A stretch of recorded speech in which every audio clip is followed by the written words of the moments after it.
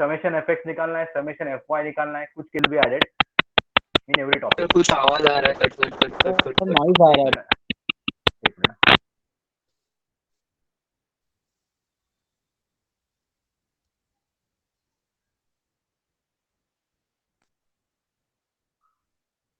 Hello, अभी clear है आवाज? Hello, is the voice clear now everyone?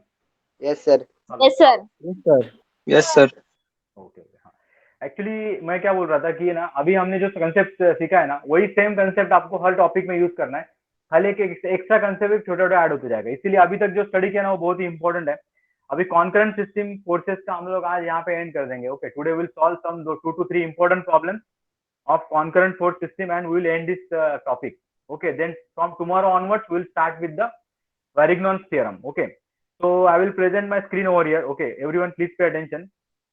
इसमें कुछ कैलकुलेटर पे ना आज हम लोग प्रॉब्लम तो सॉल्व करेंगे, लेकिन कैलकुलेटर पे कुछ इक्वेशन सॉल्व करना पड़ता है, वो भी मैं आपको यहाँ पे दिखा दूंगा। ओके, जो कि आपको फ्रिक्वेंटली आगे जाके वो मतलब यूज होगा। ओके, तो यहाँ पे देखो स्क्रीन शेयर करता हूँ।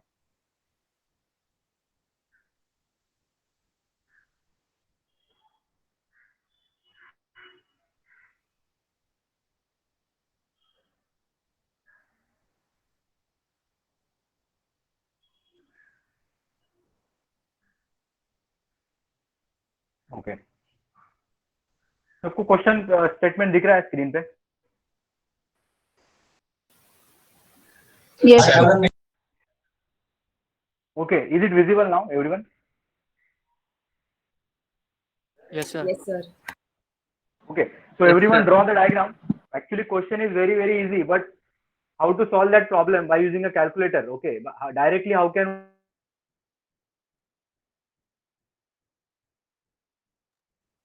we get the answer by using a calculator? That thing will study. Okay, problem बहुत ही easy लगेगा आपको, within 2 to 3 minutes हो जाएगा आराम से, लेकिन उसमें कैलकुलेटर का यूज करके कैसे करना है? बिकॉज कन्वेंशनल मेथड से भी आप कर सकते हो ये प्रॉब्लम, ट्रिग्नोमेट्री से, लेकिन उसमें क्या थोड़ा टाइम ज्यादा जाएगा। तो हम लोग देखेंगे कि इसको कैलकुलेटर से कैसे सॉल्व करना है। तो प्रॉब्लम आप क्या करो, क्वेश्चन स्टेटमेंट ड्रॉ करो सब लोग, और रिजोल्यूशन भी आप लोग स्टार्ट करो, because already you know how to resolve the forces. Okay, एक मिनट, एक स्टूडेंट आ रहा है। Okay, once you draw the diagram you directly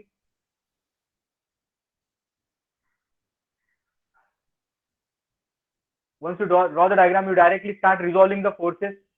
If you understand the conditions regarding the resultant, you can write the condition also. Okay, condition भी आप लिख सकते हो वहां पे। The main thing is how to solve this problem by directly putting the equation in the calculator. That part we'll see in the detail. Remaining part is very easy. Already you have solved such type of problems in previous some lectures. That angle alpha is equal. Okay, whatever value of alpha you will get, that will be equal in both the positions for 80 Newton and 40 Newton. For 80 Newton, that angle is with respect to x. For 40 Newton force, that angle is with respect to y. But both values will be same. Both are unknown currently, but both values will be same. So that is the meaning of that alpha. So you can draw the diagram. Once you have finished the diagram, just tell me, we can start the discussion.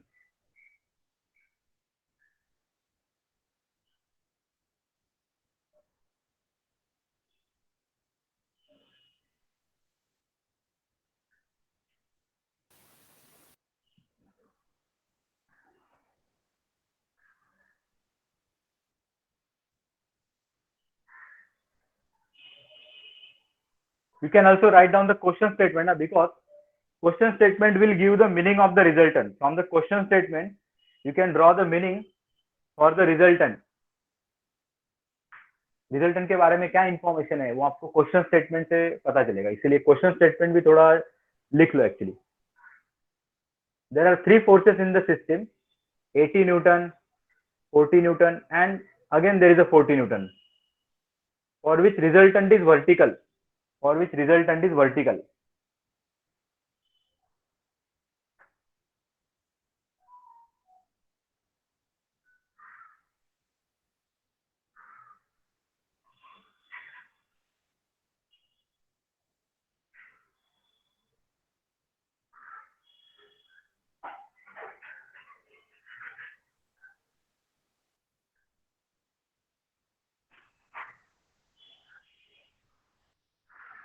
Okay done everyone.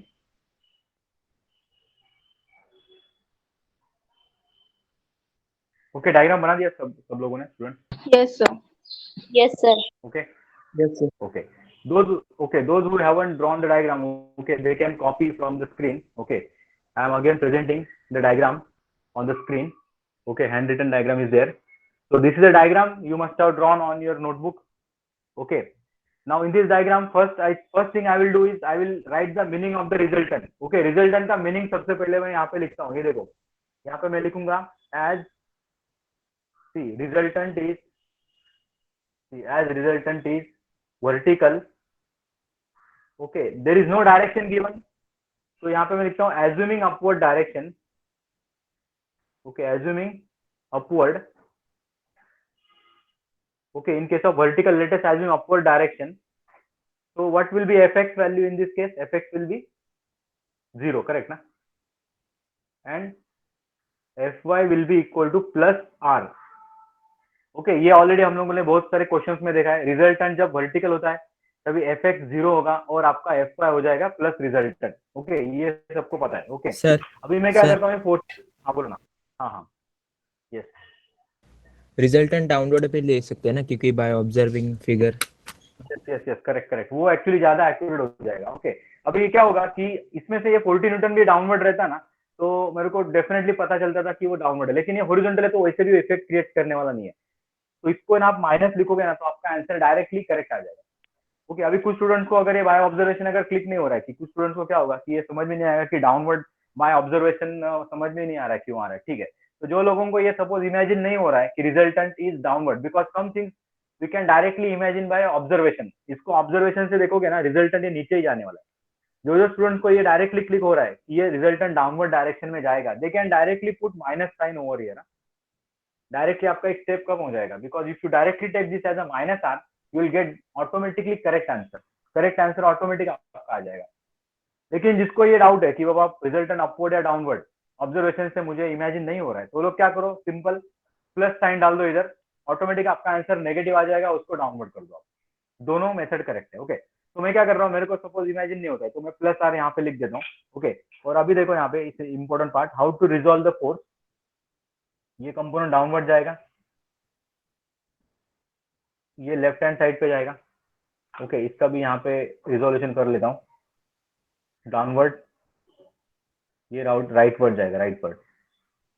Okay सब लोग arrowhead थोड़ा देख लो, this arrow is acting towards left, this is acting down, this angle is alpha, so this corresponding angle will be alpha.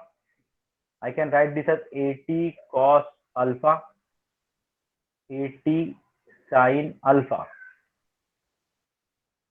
Then this is with respect to y, so this will be also with respect to y, alpha. So this component I can write 40 cos alpha. Okay, those who haven't understood the resolution procedure, please pay attention. Angle with respect to y, so y component is a cos component. Okay, so that thing we are maintaining. 40 sin alpha, y के साथ angle है इसीलिए 40 cos alpha बन गया। सब यहाँ पे resolution complete है। अभी सब लोग थोड़ा ध्यान दो, यहाँ पे इंपॉर्टेंट पार्ट है, summation fx is equal to, मैं लिखता हूँ देखो, सपोज मैंने यहाँ से स्टार्ट किया 40 minus 80 cos alpha plus 40 sin alpha is equal to 0। अभी ये जो इक्वेशन है ये सॉल्व करने के लिए आपको थोड़ा ट्रिग्नोमेट्री यूज करना पड़ेगा। कॉस साइन को एक कॉमन फैक्टर में कन्वर्ट करना पड़ेगा, उसके बाद कुछ तो वहाँ पे क्वाड्रेटिक इक्वेशन कुछ भी आ सकता है। ट्रिग्नोमेट्री जिसका अच्छा है वो लोग क्या कर सकते हैं, उसको 4-5 स्टेप्स में इसको सॉल्व कर सकते हैं, लेकिन इतना टाइम अभी हमारे पास नहीं रहेगा, बिकॉज 4 to 5 मार्क्स का क्वेश्चन है। तो इसको देखो कैसे सॉल्व करना है, सब लोग थोड़ा ध्यान दो यहाँ पे। ये इक्वेशन डायरेक्टली कैलकुलेटर में डाल के आप निकाल सकते हो। देखो जब एक पर्टिकुलर इक्वेशन में एक ही अननोन होता है, okay, in this complete equation यहाँ पे आपको लगेगा कि यहाँ पे कॉस है और यहाँ पे साइन है, लेकिन अननोन कितने हैं इसमें बता सकते हैं कोई? Total number of unknown sir? 1 Alpha. Only one unknown है, अल्फा। हाँ अल्फा एक खाली एक ही अननोन है, वो कॉस और साइन के टर्म में लिखा जरूर है लेकिन वो एक ही अल्फा अननोन है। अब इसको कैसे लिखना है देखो, सब लोग थोड़ा ध्यान दो। यहाँ पे क्या करना है, ये अल्फा जो है ना ये इधर यहाँ पे यूज करना है। ये देखो सबसे पहले मैं लिखता हूँ ये 40, ओके 40 इक्वेशन में, यहाँ पे इक्वेशन बना रहा हूँ, इधर एक इक्वेशन में बना रहा हूँ, यहाँ पे माइनस साइन है तो ये माइनस डाल दिया, यहाँ पे देखो 80 है, 80 लिख दिया, ये कॉस है, कॉस। अब ये जो अल्फा है ना, यहाँ पे एक एक वेरिएबल है, देखो इधर आपको दिखेगा, यहाँ पे एक एक्स नाम का एक वेरिएबल है ऊपर। ये वेरिएबल आपको ये इक्वेशन में लाने के लिए you have to put alpha x. ये समझ में आया सबको कैसा है एक्स यहाँ पे, एक्स इधर के अननोन एक्स कैसा है समझ में आया सबको? Yes sir. यहाँ पे अल्फा प्रेस करके यहाँ पे राइट हैंड साइड का ब्रैकेट दबाओगे ना, तो ऑटोमेटिक ऊपर का वेरिएबल आपको यहाँ पे ब्रैकेट में दिख जाएगा, प्लस 40 साइन अल्फा एक्स, और बाद में ब्रैकेट कंप्लीट करना है। ओके, अभी ये जो इक्वल टू साइन है, अभी यहाँ पे 80% स्टूडेंट्स यहाँ पे मिस्टेक क्या करेंगे, देखो एक मिनट। ओके, 80% स्टूडेंट्स यहाँ पे मिस्टेक क्या करते हैं, तुरंत ये इक्वल टू साइन दबा देते हैं। ये इक्वल टू साइन दबा है ना, तो पूरा इक्वेशन आपका मतलब कुछ तो कांट सॉल्व वगैरह ऐसा दिखा देगा। तो यहाँ पे क्या करना है, इक्वेशन का जो इक्वल टू साइन है, इक्वेशन का जो इक्वल टू साइन है, यहाँ पे अल्फा इक्वल टू करना है आपको, अल्फा इक्वल टू, और आगे यहाँ पे जीरो है, तो यहाँ पे मैं जीरो पुट कर देता हूँ। अभी ये इक्वेशन फॉर्म हो गया आपका, ये इक्वेशन कंप्लीटली फॉर्म हो गया। इसको सॉल्व कैसे करना है, देखो you have to press shift, और यहाँ पे ऊपर देखो कैल्क के ऊपर सॉल्व लिखा है, शिफ्ट सॉल्व, तो पूछेगा सॉल्व फॉर एक्स। अभी मैं इक्वल टू साइन एंड में दबा देता हूँ, तो मेरा आंसर यहाँ पे अभी लोड होगा। ठीक है, यहाँ पे देखो your x will be 36.87, so that x is nothing but our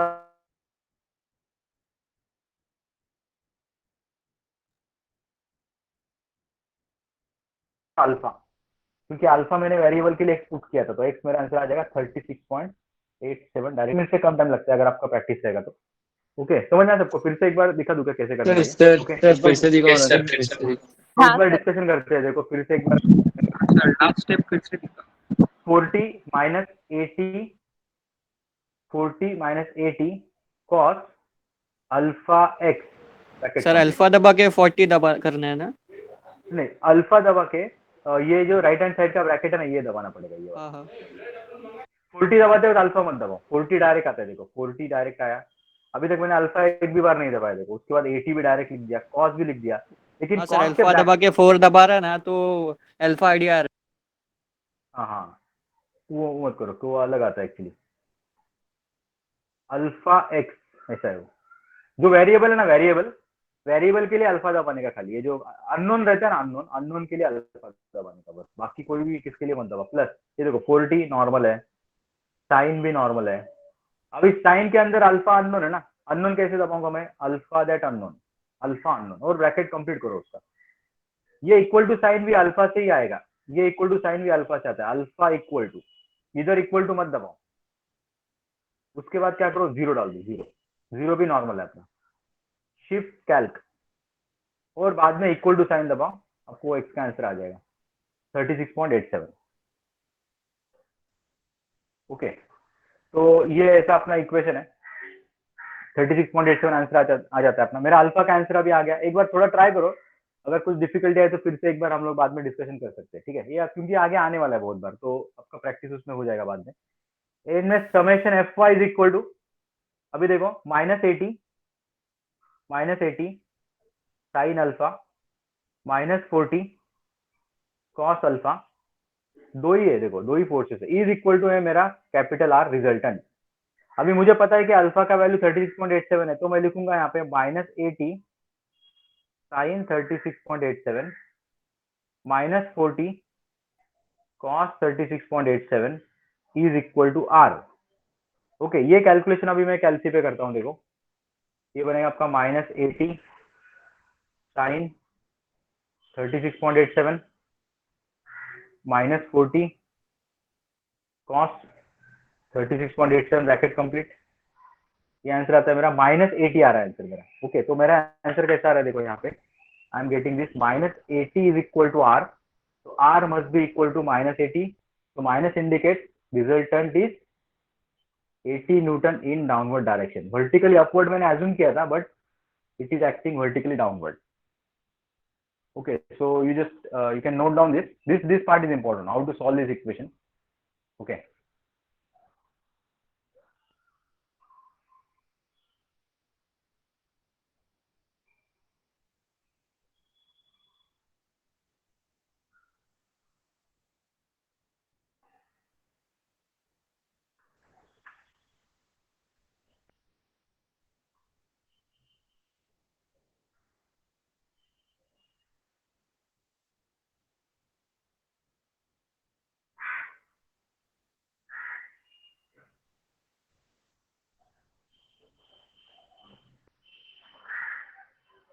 equation का एक बार चाहिए तो बता दूं क्या फिर से कैसे करने का ये बात? हाँ सर। हाँ हाँ, ये आपको है ना, चाहिए तो मैं क्या करता हूँ, एक दूसरा इक्वेशन सॉल्व करके दिखाता हूँ, उससे आपको इसका आइडिया आएगा। एक मिनट, सब लोग थोड़ा ध्यान दो यहाँ पे, 2 मिनट ध्यान दो। प्रॉब्लम सिंपल है, ये देखो। सपोज मैंने आपको एक इक्वेशन दिया, लेटेस्ट से एक इक्वेशन ऐसा है, क्योंकि 2 इक्वेशन सॉल्व करने के बाद आपको मे भी इसका आइडिया आ जाएगा। मैं आपको इक्वेशन दूँ, suppose 3 times p plus 6 times p plus 1 is equal to, suppose इसका आंसर है 37। ऐसा एक इक्वेशन है, अज्यूम करो कि 3 टाइम्स p, ये प्लस साइन है actually, plus 6 times p plus 1 is equal to 37। ऐसा एक इक्वेशन है, आपको सॉल्व करना है कैलकुलेटर में विदाउट दैट ट्रांसपोज वगैरह वो करके। तो मैं इसको कैसे इक्वेशन डालता हूँ, देखो ये देखो, 3 टाइम्स p है बराबर, तो इसको देखो यहाँ पे 3 इंटू p के लिए क्या करोगे आप, p के लिए अभी बता सकता है कोई? p के लिए एक्स।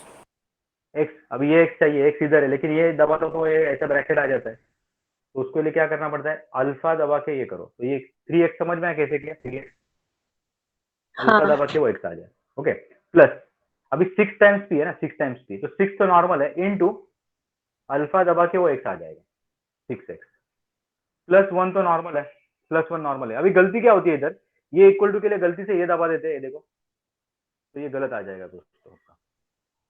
ओके, तो उसने ये +1 यहाँ पे एक्चुअली, ओके, तो यहाँ पे देखो, अभी फिर से मैं करके दिखाता हूँ। 3 into alpha x plus 6 into alpha x plus 1 plus 1 plus 1।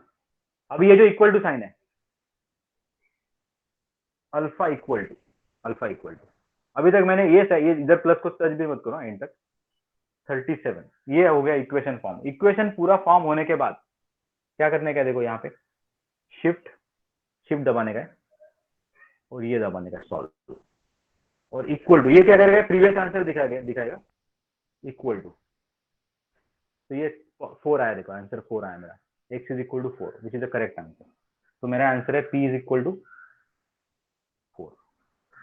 ये साइन, ये इक्वल टू साइन सबसे एंड में दबाओ। ओके, अभी फिर से चाहिए तो ये इक्वेशन आपको दबा के, ये आपको ये पुट करके दिखा रहा हूँ, देखो 40 minus 80 cos alpha x bracket complete plus 40 sine alpha x bracket complete, alpha equal to 0, alpha equal to 0, ये इक्वल टू नहीं, अभी सब इक्वेशन फॉर्म हो गया। Shift solve, solve for x, ये प्रीवियस आंसर है, इक्वल टू दबा तो एक एक्चुअल आंसर दिखाएगा। हेलो हेलो हाँ बोलो ना, हेलो, हाँ बोलो ना, ये थोड़ा लोड होगा, थोड़ा टाइम लगेगा, ये देखो 36। सर, वो अल्फा हाँ बोलो, दबा के जीरो, अल्फा दबा सर वो के क्या? अल्फा दबा के जीरो दबाने का क्या, या डायरेक्ट इक्वल अल्फा प्रेस करके अरे जीरो अल्फा क्लिक दबा के करने का क्या? नहीं नहीं, अल्फा दबा के इक्वल टू प्रेस करने का पहले, अल्फा प्रेस करके okay equal okay to, okay मतलब okay okay equal to sine sir आने मैं के वो बाद नीचे, फिर 0 दबाने का, ऐसा है। ओके तो ओके अल्फा दबा के इक्वल टू दबाए तो -40 आ रहे सर, इक्वल टू साइन नहीं आ रहे। भाई, नीचे वाला नहीं इज नहीं, इक्वल टू नहीं, साइड में। ये वाला इक्वल टू दबाओ, ये कैल्क मत वाला। दबाओ, ये देखो कैल्क के ऊपर है ना तो इक्वल टू, देखो ये दबाओ, ये देखो अल्फा इक्वल टू, ये वाला दबाओ, समझ में आया? अल्फा इक्वल टू, और उसके बाद डायरेक्ट इक्वल टू सर। उसके बाद जीरो डाल दो, और बाद में शिफ्ट सॉल्व करने का, शिफ्ट सॉल्व, ऐसे shift solve. Okay, sir solve for x है, उसके बाद is equal to. Equal to, ये सॉल्व फॉर एक्स आने के बाद इक्वल टू दबाओ, बिकॉज सॉल्व फॉर एक्स के नीचे जो आंसर है that may be your previous answer, आपने प्रीवियसली जो कैलकुलेट किया होगा वो 0 हो सकता है, कुछ भी हो सकता है, वो छोड़ दो, इक्वल टू दबाओ, फिर आंसर आ जाता है, लेफ्ट माइनस आर और एक्स इज इक्वल टू, ऐसा आ जाता है। कितने स्टूडेंट्स का एक्चुअली आया है, कितने स्टूडेंट्स को आया कैलकुलेट करने, है कोई ऐसा? 3-4 स्टूडेंट्स होंगे कम आ से गए सर, आ गए। आ गए सर। आ गया है सर, आ गया। कम। हाँ तो आप क्या करो, बाकी लोग भी ट्राई करो, जिसको अगर एक्चुअली बहुत ईजी है, क्योंकि नॉर्मली क्या होता है कॉलेज में जब अपना ऑफलाइन लेक्चर्स रहता है ना, तभी वो डिस्कशन करके ऑटोमेटिक वो सामने समझ में आ जाता है। थोड़ा अगर किसी को नहीं आया, कोई फ्रेंड रहेगा, उसको पूछ के भी कर सकते हो, फिर भी अगर नहीं आता है तो फिर मुझे पूछो, फिर मैं आपको चाहे तो नेक्स्ट लेक्चर में फिर से बताता हूँ, क्योंकि बहुत ही सिंपल है। क्या ये, अब जैसे मोबाइल कल ऑपरेट करते हो वैसे ही, खाली क्या एक ही बटन पे 2-3 फंक्शन रहता है ना, उसके लिए थोड़ा गड़बड़ होता है। ये देखो, ये सिंगल कैल्क का बटन है ना, कैल्क के बटन पे सॉल्व भी है, कैल्क के बटन पे इक्वल टू साइन भी है। शिफ्ट दबाने के बाद सॉल्व आता है और अल्फा दबाने के बाद इक्वल टू आ जाता है, ऐसा है वो। ये जो सर लेफ्ट उससे हैंड साइड का अच्छा फंक्शन है दैट यू गेट। वीडियो बना के ग्रुप में डाल देना सर। चलेगा, मैं क्या करता हूँ, एक शॉर्ट वीडियो बनाता हूँ उसका, और एक 2-3 इक्वेशन सॉल्व करके वो ग्रुप पे डाल देता हूँ, तो आपको ये भी समझ में आ जाएगा, और बाकी 3-4 इक्वेशन जब आपको मतलब दिखाऊंगा ना, तो फिर वो समझ में आ जाएगा। तो वैसे ही करते हैं हम लोग, ठीक है। तो एक जिनको समझ में नहीं आया उनके लिए वो 2 to 3 मिनट्स का एक शॉर्ट वीडियो बना के मैं आपको ग्रुप पे डाल देता हूँ, ठीक है। तो उससे ओके आइडिया आ सर। जाएगा। ओके, हाँ। तो एक कोई इक्वेशन सॉल्व होने के बाद प्रॉब्लम इतना डिफिकल्ट नहीं है। ओके,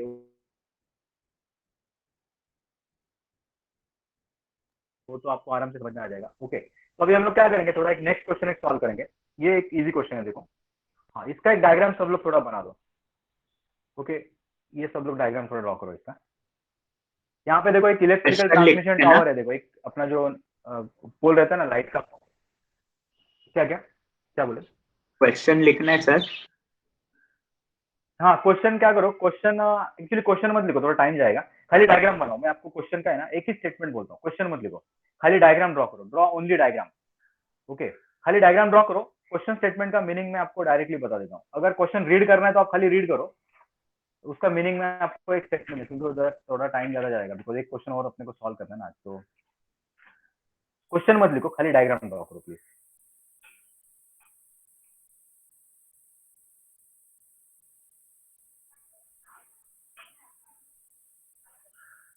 ठीक है, उसमें एक वर्टिकल टावर जैसा कुछ तो है, देखो एक इलेक्ट्रिक का पोल है,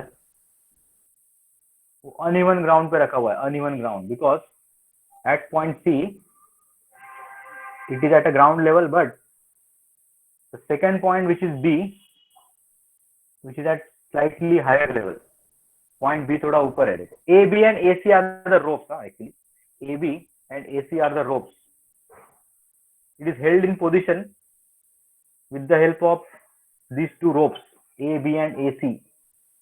पॉइंट ए और बी एक रोप है, ए और बी को ज्वाइन करने वाला लाइन एक रोप है।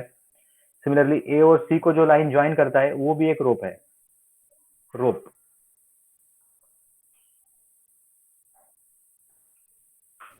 सर ये और पॉइंट उन्होंने 20 मीटर्स पे है ना?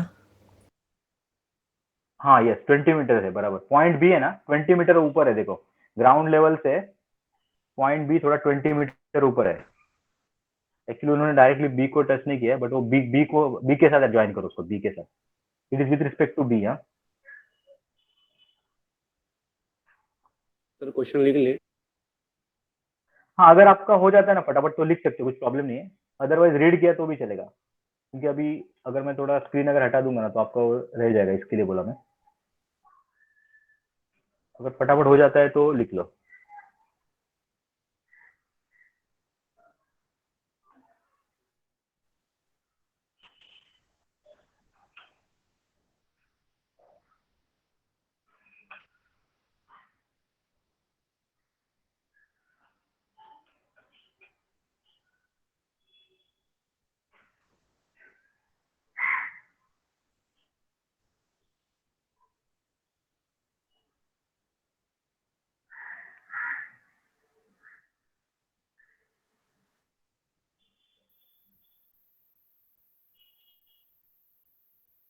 ठीक है, टावर कैसे भी बनाओगे तो भी चलेगा, ऐसा कुछ एकदम एग्जैक्ट बनाने की जरूरत नहीं है।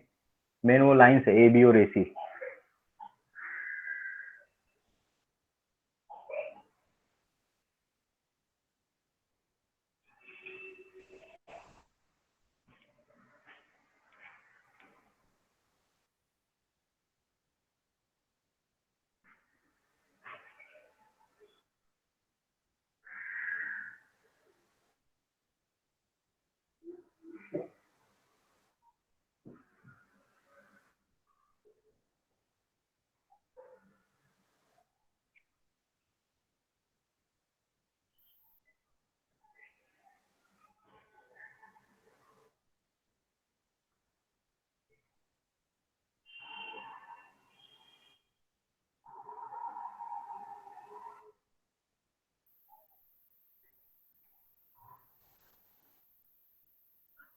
ओके तो क्वेश्चन स्टेटमेंट अगर आपको नहीं लिखना है ना, खाली उसमें एक स्टेटमेंट डाल दो, tension in cable AC is 8 kilo Newton, tension in cable AC is 8 kilo Newton, ये खाली एक स्टेटमेंट लिखो, टेंशन इन केबल, केबल मतलब rope, cable rope thread string, ये सबका वहां पे मैकेनिक्स में मीनिंग सेम रहेगा, they will carry a tension force.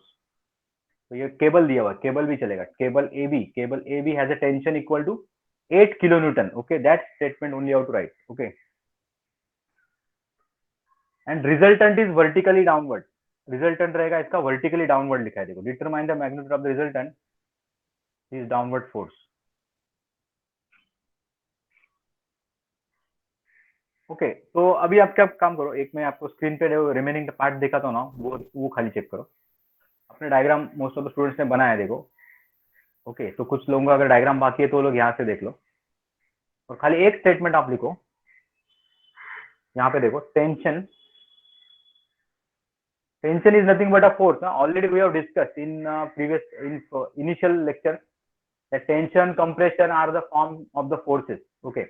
tension in cable AB is equal to 8 kilonewton, this is given in a problem, tension in cable AB is 8 kilonewton, so I will write, okay, that as it is, resultant force,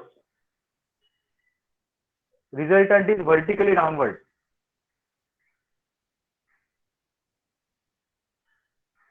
resultant is vertically downward, this is also given, so you only write these two statements and the meaning will be fx equal to 0, fy is equal to minus r, fx 0, fy equal to minus r, tension in cable 8, अभी ये जो cable है ना, इसके बीच में ये जो cable में टेंशन फोर्स है ना, ये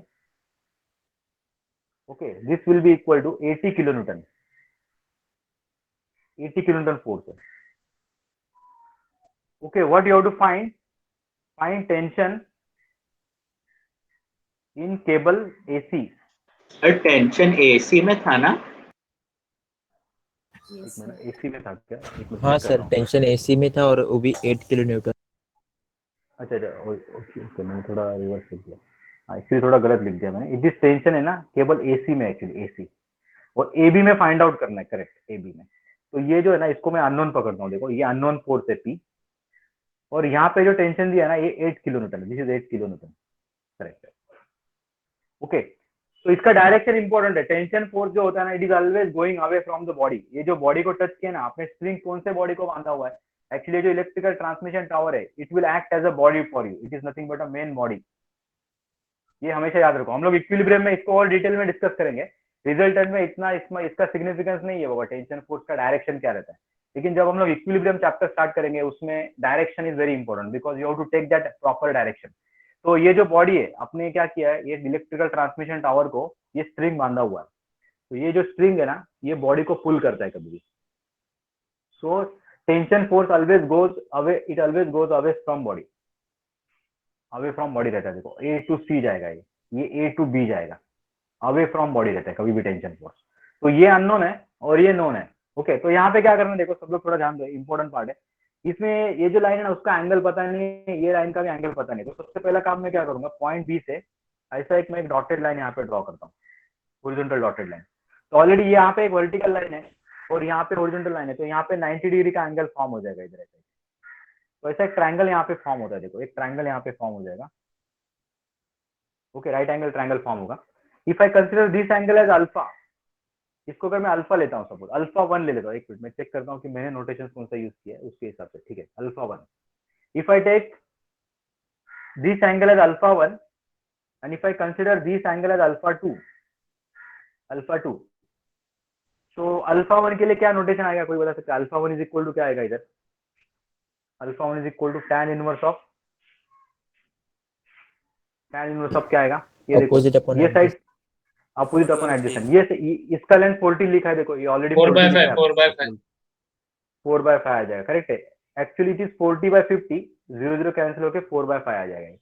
और अल्फा 2 क्या आएगा, देखो alpha 2 is equal to tan inverse of, ये टोटल साइड है आपका 6/4 6/4 आ जाएगा, 40 और we can say it is 60/40। तो ये सबसे इंपॉर्टेंट है। अभी ये जो काम है ना, ये आप साइड में रफ में भी कर सकते हो, बिकॉज ऐसा इसका 2 डायग्राम ड्रॉ करने की जरूरत नहीं है। अगर आपने ये डायग्राम ऑलरेडी ड्रॉ किया, इसके ऊपर भी आप कर सकते हो, और you can do it in separately, इधर लिख के भी आप कर सकते हो। तो यहाँ पे कैलकुलेशन एक बार कर लेते हैं। देखो, शिफ्ट tan इनवर्स ऑफ 40/50, तो अल्फा 1 का आंसर आता है मेरा 38.66 डिग्री, और अल्फा 2 के लिए है मेरे पास शिफ्ट, ये देखो अल्फा 2 के लिए shift tan inverse of 60/40 bracket complete, तो 56.31 डिग्री, ऐसा ही आंसर आ जाता है मेरा। तो अल्फा 2 और अल्फा 1 सबको समझ में आया। तो आपने जो डायग्राम ड्रॉ किया हुआ है अभी, आपके पास जो डायग्राम आपने ड्रॉ किया उसमें अल्फा 1 अल्फा 2 खाली आप दिखा दो बस, show alpha 1 and alpha 2 only, और ये 3 स्टेटमेंट वहां पे लिख दो, टेंशन, रिजल्टेंट और find the tension AB.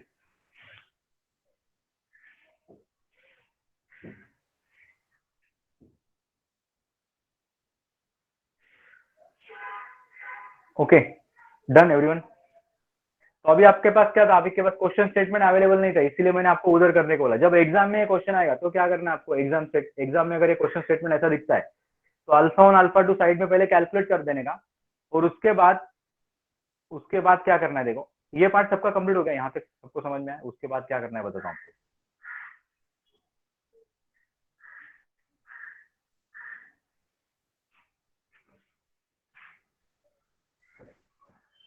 Okay, done everyone, ये सबको समझ में आया, अल्फा 1 अल्फा 2। Yes sir.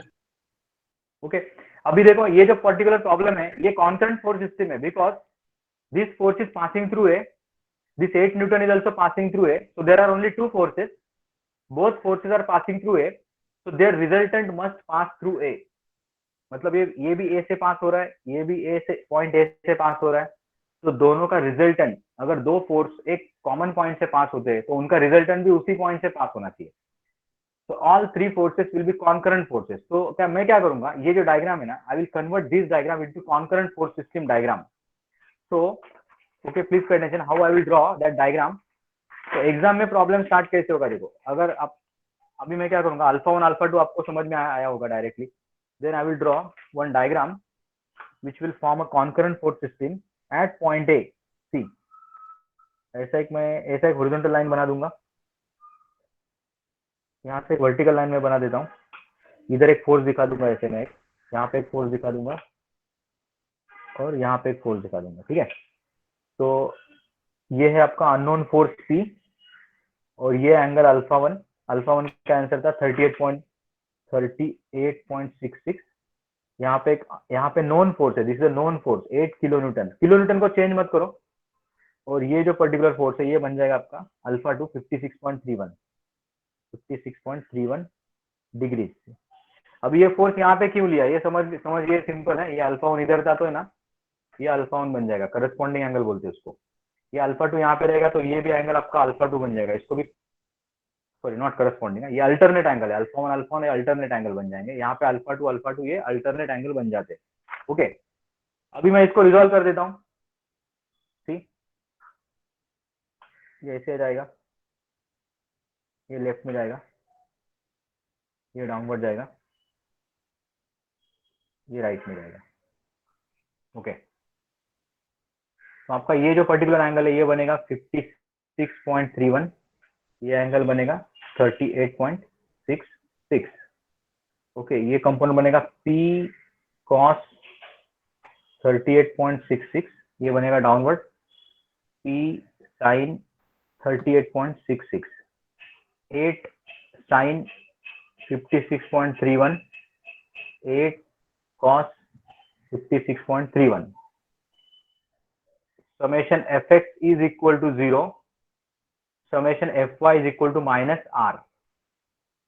इसमें किसी को डाउट है, ये जो डायग्राम अभी मैंने बनाया, इसका डायग्राम कहाँ से आया, एंगल कहाँ से आए, P A R minus R कहाँ से आया, 8 किलो न्यूटन किधर से आया, पी किधर से आया, कोई भी सिंपल डाउट रहेगा तो भी पूछ लो, बिकॉज ये एक बार जनरेट हुआ ना, अभी प्रॉब्लम आप आराम से सॉल्व कर सकते हो। यहाँ तक इंपॉर्टेंट है ये बात। वो आर क्यों आया सर, माइनस आर के बारे में बताना। अभी क्वेश्चन स्टेटमेंट में आपको दिखाता हूँ। क्वेश्चन स्टेटमेंट एक बार 2 मिनट में क्वेश्चन स्टेटमेंट देख लो। ये देखो, इसमें एक स्टेटमेंट नीचे लिखा है, देखो एकदम लास्ट वाला स्टेटमेंट रीड करो, डिटरमाइन के आगे का थोड़ा रीड करो, determine the magnitude of R of this downward force. Okay okay sir. तो resultant is actually it is acting downward. Sir second last line में दिया है वो। Second last, not correct correct, it is not last line, it is second last line. Effect of this ऐसा लिखा है, देखो effect of the two cable tension is downward. Effect is nothing but resultant, already we have seen effect of forces is nothing but it is a resultant, so it is a second last statement, and last statement talks about that you just find that value, correct है? okay, तो statement में आपको ये पता चल गया actually. Okay तो इसीलिए मैंने वो r इज इक्वल टू मतलब F Y equal to minus R लिख दिया, एफ एक्स इज 0 बिकॉज जब ये रहता है तो ये आपको ऑलरेडी पता है, और एंगल कैलकुलेशन तो इजी था। ओके तो इसके आगे सॉल्व कर सकते हो आप लोग, समेशन एफ एक्स का इक्वेशन लिख के कोई p का वैल्यू बता सकता है कितना आएगा। अभी ये आपको टास्क देता हूँ, देखो फटाफट, कोई किसी ने निकाला है क्या? समेशन एफ एक्स का इक्वेशन लिखो और p का आंसर निकालो।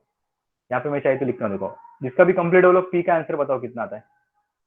36.66, बिकॉज इसके आगे कैसा है, अभी जब हम लोग अभी आगे का मैकेनिक्स डिस्कस करेंगे तो ये पूरा पार्ट ये एज्यूम है कि आपको पता है, बिकॉज इसके लिए हम लोगों ने इस पे 2 वीक डाला है। ये पूरा ये लेफ्ट राइट क्या रहता है, समेशन एफ एक्स क्या रहता है, बिकॉज आगे जब डिस्कशन होगा ना it is understood that okay कि ये आपको ऑलरेडी पता है। ये मैं क्या लिख रहा हूँ, माइनस पी कॉस अल्फा क्यों आया, बिकॉज ये लेफ्ट में जा रहा है, प्लस क्यों लिखा, बिकॉज ये राइट में जा रहा है, इक्वल टू 0 लिखा because F X is 0, that's why I am writing it as 36.8 sir 38.66 38.66 है पी का वैल्यू, एक मिनट चेक करते हैं। नो सर पी कॉस आपने 36.86 36 पॉइंट, ये 38.5 5.6829 पॉइंट आता है बराबर, 5.68 आता है बराबर। पी का जो आंसर है ना, एक बार चाहिए तो चेक करके देखो, ये देखो ये राइट में जाएगा, थोड़ा और डिटेल में आपको बताता हूँ। पी इज इक्वल डायरेक्ट लिखता हूँ यहाँ पे, देखो 8 cos 56.31 divided by cos of 38.66, ये इक्वेशन को सॉल्व करो, आपको डायरेक्टली पी का आंसर मिल जाएगा। Okay, you can calculate it. 8 cos 56.31 bracket complete divided by cos of 38.66 bracket complete. So it is 5.683. Correct ना? 68 something. किलो न्यूटन बराबर है answer. Okay. Yes, sir. Yes. Now let us calculate resultant. Resultant is very easy. Summation fy is equal to, I will write minus p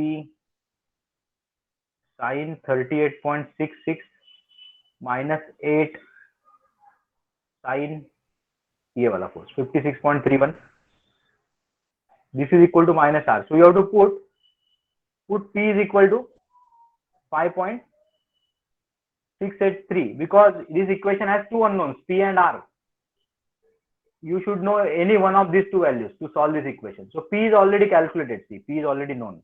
You can put this p over here without changing this minus sign. Don't disturb this minus sign. Already it is showing that it is acting downward. इसको disturb करोगे तो answer wrong आएगा। तो यहाँ पे देखो minus 5.683, ठीक है, आराम से लिखो, कुछ ज्यादा गड़बड़ मत करो, क्योंकि घाई में क्या होता है, आंसर अगर रॉन्ग आया ना पूरा आपका मार्क्स 0 मिल जाएगा।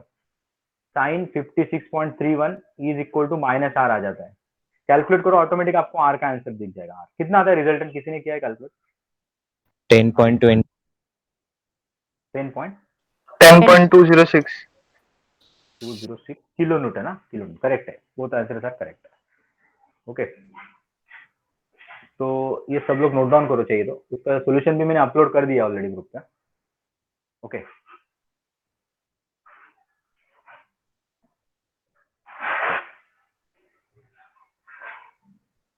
नेक्स्ट,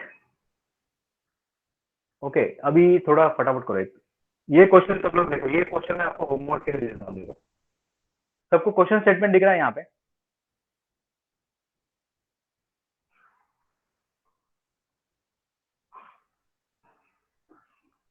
सबको क्वेश्चन स्टेटमेंट आ रहा है ना ग्रुप पे, अपने स्क्रीन पे आ रहा है Yes, sir. स्टेटमेंट? ओके अब ये क्वेश्चन स्टेटमेंट में मेरे को खाली एक बताओ कि इसका एफ का वैल्यू कितना लिखोगे आप? F X equal to, question read करो, सब लोग रीड करो। Two concurrent forces are there, P and Q, resultant acts along positive x, not positive x, but it is observed that it is positive x. x axis के along है, देखो resultant acts along x axis, along x axis मतलब horizontal। तो fx का value बताओ और fy का value बताओ कितना है? fx plus r. fx plus r, fy 0. 0, correct. इतना अगर आपको समझ में आया प्रॉब्लम सॉल्व हो जाता है, because you can easily calculate alpha. ये जो 4/3 का आंसर है ना, ये देखो, ये चाहिए तो यहाँ पे 4/3 करना पड़ेगा अल्फा। बहुत लोग यहाँ पे गलती क्या करते हैं, ये जो अल्फा है उसको गलती से y के साथ लेते हैं, क्योंकि यहाँ पे मैंने जो एज्यूम किया ना वो x के साथ लिया है। देखो अल्फा इज इक्वल टू मेरा हॉरिजॉन्टल लाइन के साथ अल्फा बन रहा है, इसीलिए उसको x के साथ पकड़ के ही वहां पे रिजोल्व करो, इसीलिए कॉस कंपोनेंट मेरा हॉरिजॉन्टल आ गया और इसका आंसर आपको मिल जाएगा। देखो बहुत इजी क्वेश्चन है ये, आप क्या करो एज अ होमवर्क ट्राई करो सब लोग, ठीक है। अभी सब लोग थोड़ा ध्यान दो यहाँ पे, ये जो पर्टिकुलर क्वेश्चन है, ये पर्टिकुलर क्वेश्चन सब लोग थोड़ा ध्यान दें। ये क्वेश्चन भी आपको होमवर्क के लिए करना है, लेकिन इसमें क्या होता है, इसमें एक साइमल्टेनियस इक्वेशन बनता है, simultaneous equation, simultaneous equation. Okay, तो साइमल्टेनियस इक्वेशन मतलब सबको पता है ना, व्हाट इज साइमल्टेनियस इक्वेशन? कोई बता सकता है क्या?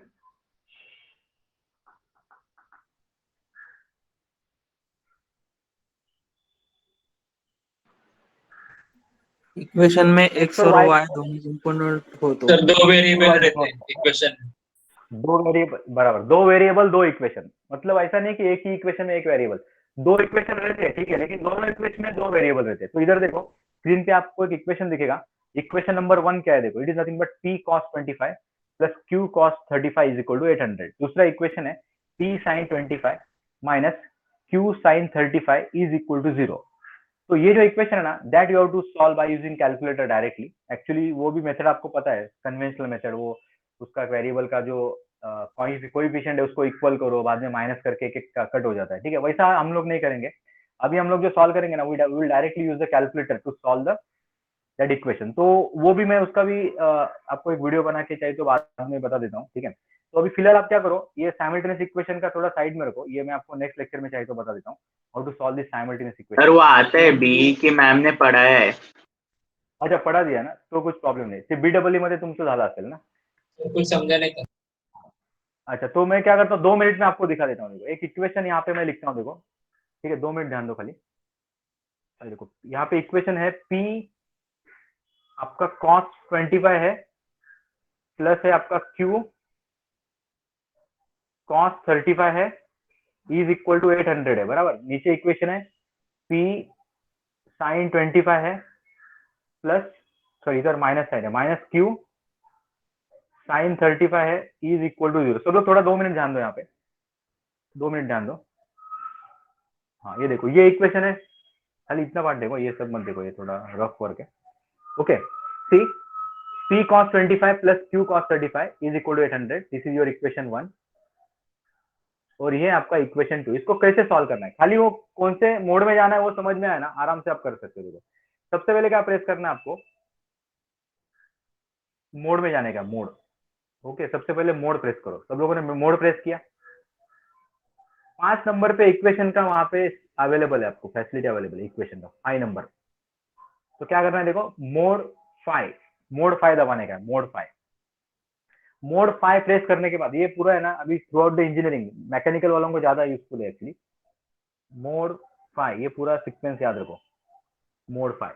उसके बाद अलग अलग तरीके के इक्वेशन यहाँ पे अवेलेबल है। पहला लीनियर इक्वेशन है जिसमें 2 वेरिएबल है, दूसरा भी लीनियर इक्वेशन है लेकिन 3 वेरिएबल वाला है, एक्स वाई जेड।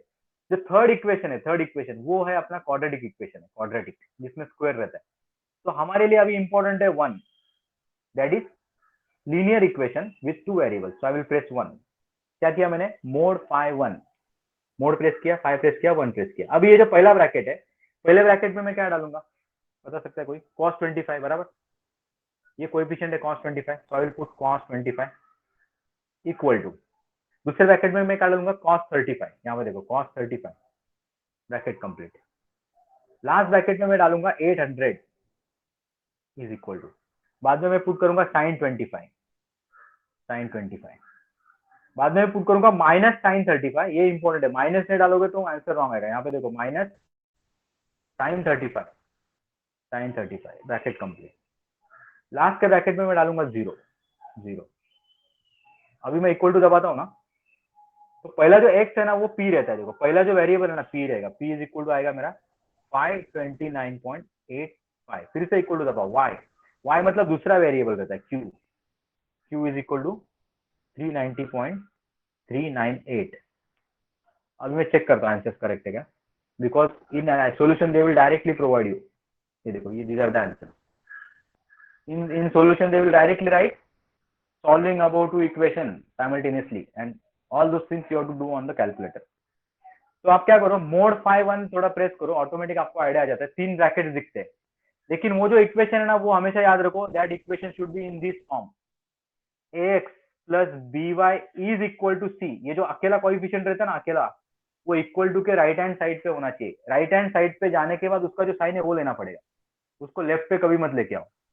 इक्वेशन ये फॉर्म में होना चाहिए, a1x b1y is equal to c1, then a2x plus b2y is equal to c2. The equation should be in this form only, that the single coefficient should be on the right hand side of equal to sign, right hand side पे होना चाहिए। ये थोड़ा maintain करो।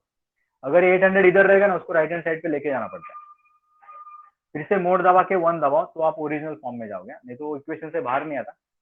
Equation से बाहर आने के लिए मोड दबा के प्रेस करना पड़ता है 1, तो आप ओरिजिनल इससे आ जाते हो।